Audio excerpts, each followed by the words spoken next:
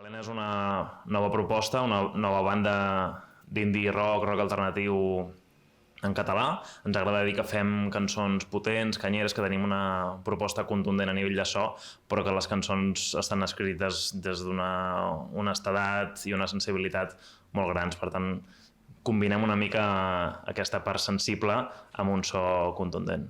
L'Enric i jo teníem un grup fa 10 anys que es deia Desconeguts i nosaltres ens coneixíem d'això. Després ell amb el Carles havien fet també un programa de ràdio junts i es coneixien d'allà, i al Solde ens el van presentar. Quan vam dir que necessitàvem trobar el millor bateria a Catalunya, doncs ens van donar el seu nom i mira, aquí està. Sí, jo no els coneixia amb ells. De fet, l'Enric el coneixia d'haver-lo vist en vídeos a la BBC, perquè feia vídeos per la BBC, és veritat, no és conya. Li he pagat diners perquè ho digui ell, òbviament. Tenim un company a la ràdio, tenim un company a la ràdio que es diu Uri Mora, que és amic d'ells dos també, i em va explicar que estaven buscant un bateria per un projecte musical. Jo feia 13 anys que no tocava en un grup, havia tingut grups des de feia molt de temps, però durant 13 anys no havia tocat, i em vaig animar, vaig anar a conèixer-los i mira, aquí estem. De fet, això, l'Arnau, el Carles i jo ens coneixíem i érem amics, i buscant bateria, l'Uri va ser en un concert del Cruïlla, diria, em va dir que coneixia el Solde, que portàvem 1 o 4 cerveses, i li vaig agafar el telèfon a l'Uri i li vaig fer un àudio directament al Solde dient: tu no ho saps encara, però farem coses molt xules. I ets aquí. Bueno, encara n'hem de fer moltes més. I jo vaig veure aquell àudio i vaig dir: aquest noi no està bé. Però bueno, anem a seguir-li la corrent una mica. Però en 13 anys que he tingut una banda, tampoc diré que no aquesta, no? No, i mira, fixa't que encara estic seguint-hi la corrent. Exacte. La base per aquest disc són unes quantes cançons que vaig escriure quan jo estava vivint a Londres.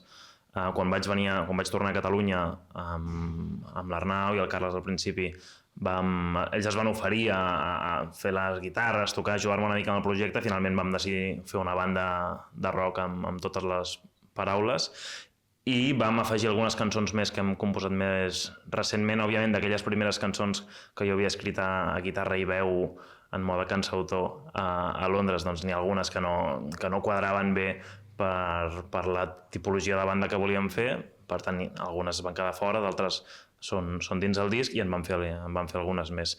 No vam haver de descartar gaire, però sí que és veritat que sempre hi ha idees que no entren. Al final jo crec que vam tenir tots bastant clar quines eren les cançons que havien de formar part del disc. Es notava bastant perquè és això, les cançons moltes d'elles partien d'un punt molt acústic, i llavors tot el treball de producció d'una cançó per passar-ho en un format de banda de rock i tal, doncs és diferent, i la veritat és que es veu bastant ràpid. Quan comences a treballar una cosa i, hòstia, això funciona i tirem endavant, i algunes que ja deies, bueno, és igual, això millor que no entri en aquest format perquè no acaba de tirar.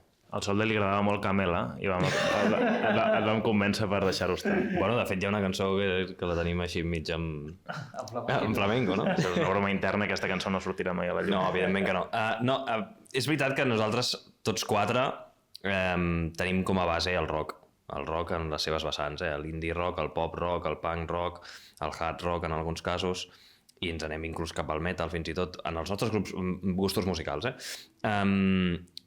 I aquí vam congeniar, perquè ens agrada l'indie rock, ens agrada molt a tots, i vam congeniar que teníem ganes de fer això, teníem ganes que sonessin les guitarres fortes i contundents, que la bateria fos contundent, i vam congeniar des del primer dia amb com volíem que sonés el grup. I després, a partir d'aquí, el productor, l'Edgar Beltri, ens va ajudar moltíssim a que això sonés així. De fet, hi ha cançons que fins a última hora no sabíem si entraven o no perquè no acabàvem de quadrar, i han acabat convertint-se en cançons que ens encanten. La primera cançó del disc, que és Bales i retrets, era una cançó que estava feta amb ukelele, i acaba sent una cançó potentíssima, gairebé de punk rock. Una cosa també xula de quan ens ajuntem els quatre és que ho veus al final, ara ben gravat tot el disc i d'allò, que segurament portes una cançó amb acústica i la primera passada interpretació que fem tots no acaba sent molt diferent del so final d'aquella cançó, cosa que fa que el sonar d'aquesta manera no sigui una cosa completament buscada i de dir, no, és que vull sonar així perquè crec que anirà... No, senzillament que nosaltres hem tingut aquestes influències, és una mica el que ens surt de manera natural, i que crec que és guai que els quatre, quan ens ajuntem, doncs directament sonem així. Ja torno a fer-te nosa, digues què he de fer per poder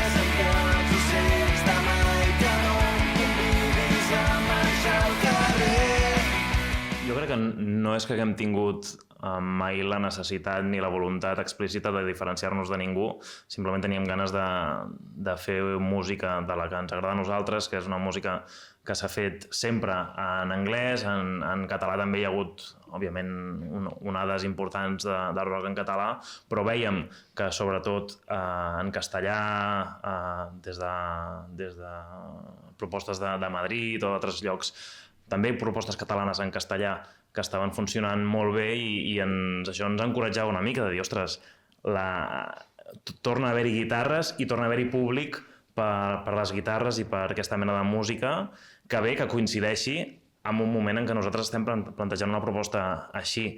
Si ningú estés escoltant música de guitarres, ningú estés escoltant rock, no es programés rock a les sales i als festivals, nosaltres seguiríem fent la música que estem fent. Però sí que érem conscients i som conscients o intuïm que hi ha aquesta tendència cap al tornar cap a la guitarra distorsionada que d'una banda ens alegra moltíssim com a consumidors i com a aficionats i com a gent que anem a concerts i l'altra, doncs, que bé si això també ens beneficia. Sí, doncs la primera d'elles, que va ser a la primera persona que vam trucar, va ser l'Aleix Turon de Calavento, que jo sóc arquitecte i he estudiat amb ell també és arquitecte, i llavors, com que també era una influència claríssima, és un grup que ens encanta els quatre, i va ser la primera persona que vam trucar perquè ens ajudés a començar aquest projecte. Llavors, les primeres cançons, dos d'elles les vam començar a produir amb ell, i de fet vam fer les primeres gravacions amb ell, i va ser com una mica la primera persona que ens va ajudar a iniciar aquest projecte. I després, a partir d'aquí, és veritat que ells, Calavento, ara ho estan patant moltíssim i tenien un calendari molt heavy i llavors el disc al final no es va poder gravar allà i vam acabar a l'Atlàntida Studio amb l'Edgar Beltri, que va ser amb el que vam gravar el disc de Desconeguts, la banda que teníem abans i que ha sigut un amic en tots aquests anys i que ens l'estimem molt i al final va estar gravat amb ell. Però llavors, un cop teníem les cançons, d'alguna manera també ens il·lusionava sentir que l'Aleix, com havia format part de l'inici de la banda, estigués en aquest disc. I llavors li vam proposar que si li feia il·lusió contribuir, l'Aleix, que és un gran fan de les guitarres i un gran fan doncs, també de contribuir a l'escena en català, doncs ens va dir que sí i per nosaltres va ser superxulo poder comptar amb ell. La història amb el Lluís Gavaldà va ser molt xula perquè la cançó en la qual participa d'alguna manera és una cançó que parla directament d'ell. La primera estrofa diu totes les cançons del Gavaldà en parlen de tu.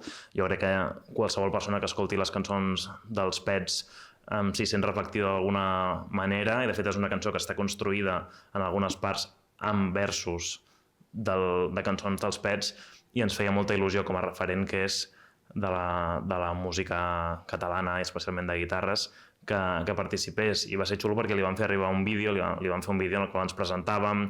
L'Arnau i jo de petits vam participar en un concurs de tele, un concurs escolar. De lletrejar paraules.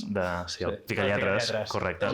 I el presentava el Lluís, li vam posar un clip com dient-li que havia sigut un referent nostre i que ens coneixíem, encara que ell no ho sapigués des de feia molt de temps, i que ens faria molta il·lusió, i sobretot mostrar-li la cançó esperant que li agradés, perquè podia passar que digués no us dono permís per fer servir les meves lletres, això no m'agrada gens, però la seva resposta va ser oposada, li va fer una il·lusió tremenda i des del primer moment es va oferir a ajudar-nos i a participar i un cop hem llançat la cançó també ell l'ha compartida molt i en parla i la veritat és que ens emociona moltíssim tenir d'alguna manera aquest suport o aquesta validació d'una persona tan important a nivell cultural i musical al nostre país com és el Lluís. Sempre hem cregut que Rombo també forma part d'aquesta escena de referència de guitarres catalanes, la nova fornada de guitarres catalanes, i amb la Clara doncs, ens coneixíem perquè també és del món del periodisme, és la subdirectora del Via Lliure de RAC1, i ens havíem coincidit en molts llocs, buscàvem una veu femenina per una cançó concreta, per fer un duet, i la Clara era la persona ideal per fer-ho, li vam proposar i no ho va dubtar en acceptar-ho. Segurament quan comences un projecte musical i busques un nom, és la part més estressant i més complicada. O sigui, jo convido a tothom que faci l'exercici, fins i tot en català, de pensar quin nom posaria al seu grup de música, buscar-ho a Spotify i veure que hi ha 10 grups que es diuen així i potser un és de Nova Zelanda i l'altre és de Wisconsin, però per alguna raó es diuen com tu li volies posar al teu grup. Aleshores és un procés que va ser llarg, però al final crec que estem molt contents amb Helena perquè per una banda és un nom que ens agrada, que és curt, que sona bé, la sonoritat és xula, i l'altra perquè abans parlàvem ens agrada definir la nostra música com cançons que són contundents, imponents, però a la vegada són sensibles i transmeten aquesta honestedat, i creiem que una balena també transmet aquesta mena de valors i ens hi sentim identificats per això.